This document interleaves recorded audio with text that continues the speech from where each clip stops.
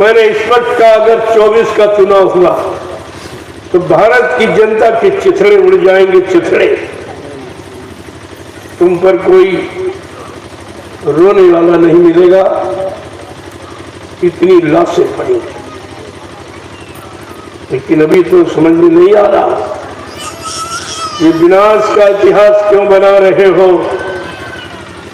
विनाश क्यों कराने जा रहे हो भारत की जनता का। कि जनता ने तुम्हारा साथ दिया है, चंदा, नोट महंगाई, टैक्स सब भरे, आज भी भर रहा। कम से कम इन पर तरस खाओ। और अगर 24 का चुनाव आपने कराया तो कुछ नहीं बचेगा, न राजा के पास और न प्रजा के पास, कुछ बचेगा नहीं, सब खत्म हो। हमारा तो कहना फर्ज है। मैं तो अभी प्रार्थना कर रहा हूं उनसे कि अपनी जनता पर तरस खाओ जो तुम्हारे पीछे दौड़ रही है, तुमको अपना राजा भगवान मान रही है। अरे जनता पर तरस खाओ। इसे महंगाई, टैक्स, गरीबी की आग में क्यों झोंकने जा रहे हो। इसका क्या तुम्हारा नाम होगा या जनता का काम होगा। अभी मैं प्रार्थना करता हूं देश के जिम्मेदारों से और महात्माओं से कि तुम भी बदनाम हो जाओगे।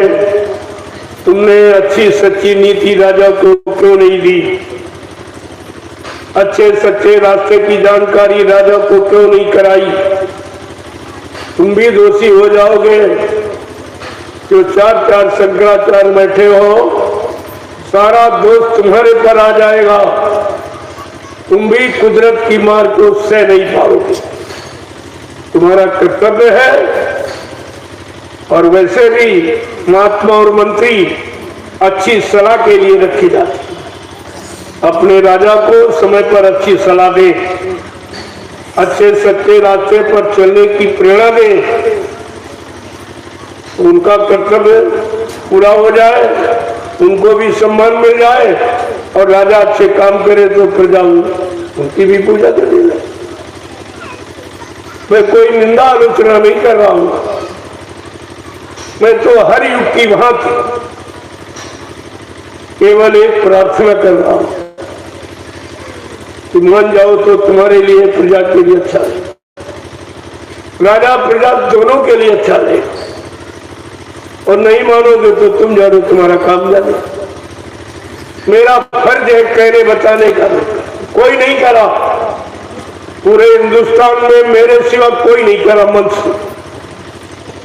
ऐसे महाभारत में केवल महात्मा विदुर ने कहा था ये नीति अच्छी नहीं है, ये युद्ध विनाशकारी है, ये विनाश करने की योजना बचेगा कोई नहीं। न राजा के पास पुत्र बचेंगे, न कोई सामान राज्य बचेगा। और सलाह अच्छी दी थी, लेकिन उनकी सलाह को किसी ने माना नहीं तो उन्होंने इस्तीफा दिया, यानी बोलना बंद कर दिया, नीति का उपदेश करना बंद कर दिया। कहने का मतलब यह है कोई तो कहने वाला होना चाहिए।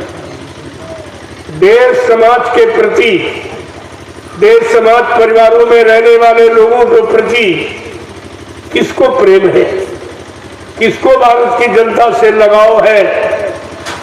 क्योंकि जनता राजा के लिए पुत्र के समान होती है। अगर पुत्रवत भाव राजा नहीं करेगा तो वो राजा नहीं माना जाएगा, उसका इतिहास नहीं लिखा जाएगा, और लिखा जाएगा तो बुरा इतिहास लिखा, अच्छा नहीं। तो प्रजा को पुत्रवत समझ कैसे अपने पुत्र पर आपत्ति नहीं आने देते हो, अपने पुत्र को बेरोजगार नहीं रहने देना चाहते हो, अपने पुत्र को मुसीबत में नहीं जाने देना चाहते हो। तो ये भारत की जनता भी तुम्हारा पुत्र है, इस पर तो कुछ विचार करो। अरे कुछ तो तरस खाओ जो तुम्हारे लिए सब प्रकार से तैयार, सब कुछ तुम्हें दे रही है, अपना मुसीबत उठा रही है, लेकिन तुमको टैक्स महंगाई भर रही है। कुछ विचार करो। हमारी प्रार्थना है, स्वीकार कर लो। अच्छा है, मैं निंदा आलोचना बुराई के दृष्टिकोण से नहीं कहता हूं। जो एक सच्चे अच्छे महात्मा का फर्ज है कि देश के प्रति अच्छा माहौल वातावरण बनाने के लिए अच्छी नेक भली सलाह राजा को दिया।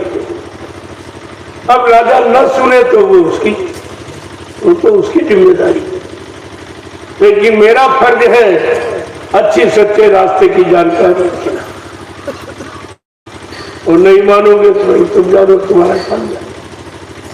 लेकिन हिंदुस्तान में कोई ये कह नहीं सकता कि कोई कहने वाला नहीं था। सब हाँ में हाँ मिलाने वाले।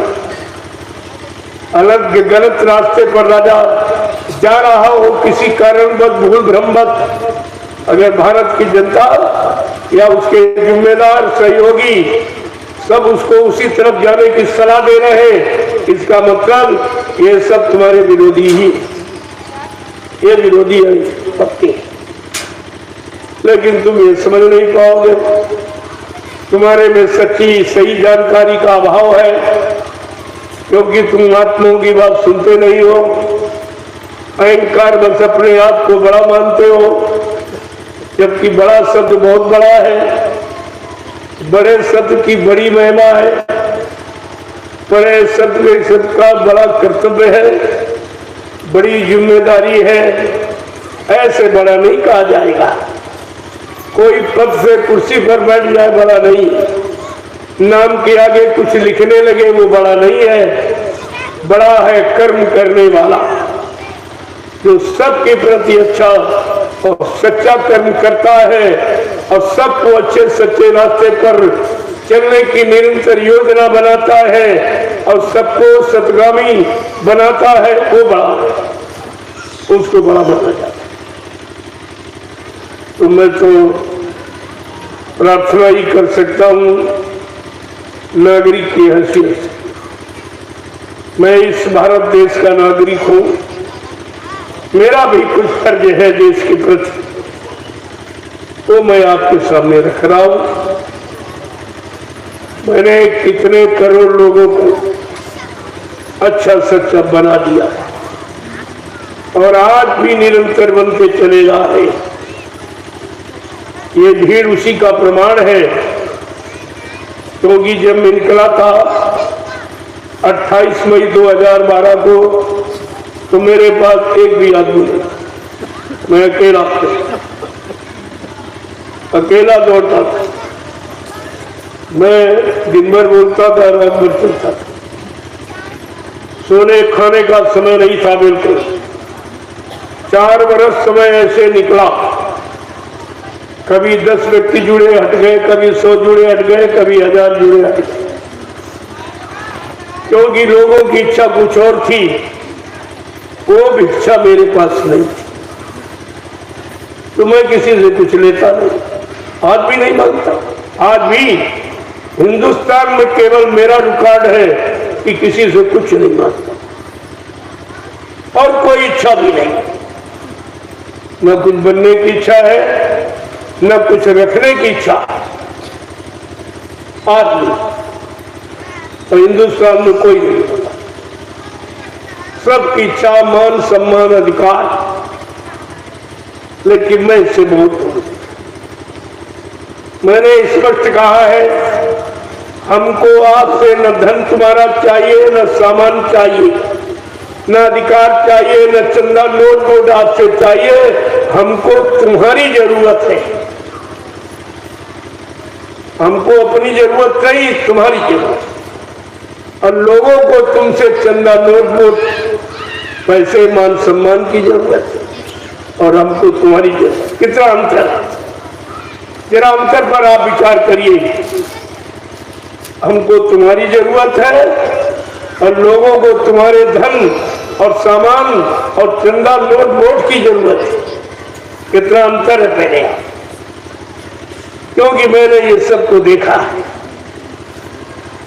ये 70 साल की आजादी को बर्बादी में परिवर्तित होते देखा है और सब इसी में बिगड़ गए, बिगड़ रहे। सबको पैसे की जरूरत है।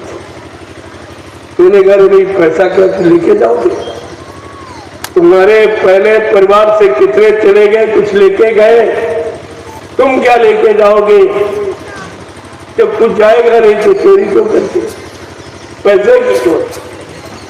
और तुम्हारे पैसे की चोरी तुम्हारे से। वो कैसी उल्टी गई? तुमसे पैसा लिया गया और तुम्हारे पैसे की चोरी की। आज तक नहीं बताया गया कि कितना लिया और कह दिया कि भारत कर्जदार है। जब भारत ने विदेशी बैंकें भर दी है तो कर्जदार है कि मालदार है? अगर मालदार नहीं तो ये हिंदुस्तान की और विदेशों की सारी बैंकों को कैसे भर दिया? ये कहां से आया? धीरे धीरे धीरे ये राज सब तुम्हारे सामने आके खुल के खड़ा। बाबा जी ने पहले ही कहा था, बच्चा मेरे पास योजना है, तुम मेरी योजना को जान नहीं सकते हो। अभी मैं तुमसे कहता हूं कि भारत की जनता की कमाई जो लूट घसूट कर और उसे छिपा कर चोरी करके विदेशी बैंकों में डाल दी, उसको वापस ले आओ। ये तुम्हारे काम नहीं आएगा, तुम्हारी औलादों के काम नहीं आएगा। काम संतों के पास योजना है। संत महापुरुष उस सारे धन को निकालकर भारत में ले आएंगे और भारत की गरीबी चंद मिनटों में समाप्त हो जाएगी और भारत विश्व गुरु कहलाएगा। भारत में न्यायालय होगा। जो न्यायपालिका अमेरिका में विभाग, देखते जाइए आप, भारत में कार्यालय होगा, दुनिया का न्यायालय होगा। ये भारत देश विश्वगुरु होगा। विश्वगुरु था और विश्वगुरु होगा। कुछ मनचले लोगों ने, कुछ स्वार्थी लोभी लालचियों ने अपने निजी मान सम्मान के लिए इसको गिरवी रख दिया,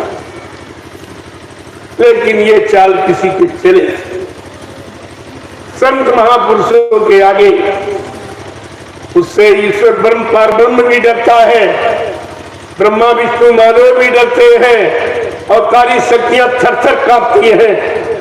उस संतों की महिमा भूल गए और भारत में संत राज होगा, किसी का राज्य नहीं होगा। संत राज वही है भारत में, बचाए बचे है ना। बाबा जय गुरुदेव की वाणी तब दिखाई पड़ी है। हाँ, ये सब देखने को आपको मिले। आप चिंता मत करिए, थोड़ी इंतजारी कर लीजिए और इनको देख लीजिए। जहां जहां तुम्हारी आस्था है देख लो, मैं मना नहीं करता, लेकिन मुसीबत के सिवा, दुख तकलीफ के सिवा, महंगाई गरीबी बेरोजगारी के सिवा, टैक्सों की भरमार के सिवा तुम्हारे हाथ कुछ लगने वाला नहीं। कुछ भी तुम्हारे हाथ लगने वाला नहीं है। इस बात को आप मद्देनजर रखिए। मैं तो पत्रकार मीडिया, तुम्हें जिम्मेदार हो देश के सच्चाई को उजागर करने वालों, तुम्हारी जिम्मेवारी है। अगर समय से सच्चाई को न बताया और बुराइयों को, भारत के राजा को न समझाया तो ये दोष तुम्हारे पर भी लगेगा। तुम भी दोष से बचोगे नहीं, अपराध से। तुम स्वतंत्र थे अच्छाई सच्चाई कहने के लिए, बताने के लिए, चिताने, लेकिन तुमने अपनी स्वतंत्रता गिरवी रख दी, तुमने भी बेच दी है। सच्चाई को बेच देने वाला, सच्चाई को समय से न कहने वाला, ये सबसे बड़ा पापी बोल हो जाता। ये भारत देश को क्या कितनी बड़ी महिमा बताते, इस देश की महिमा, इस भूमि की महिमा। अनमनता विशाखता निहन्ना क्रय विक्रय संत करना चोफरना कच्चे ध्याता, ये सलाह देने वाला सबसे बड़ा पापी होता है, अनुमति। और ये सलाहकार जितने हैं सब पाप करता है, लेकिन वो बेचारे संत बड़े बुद्धिमान है, लोग हमारी सलाह मानते, लेकिन वो मानते, लेकिन तुम तो ये मानो कि तुम अच्छी सलाह दे रहे हो कि गलत दे रहे हो, तुमको मानना चाहिए। निज अपराध से कोई बच नहीं पाएगा।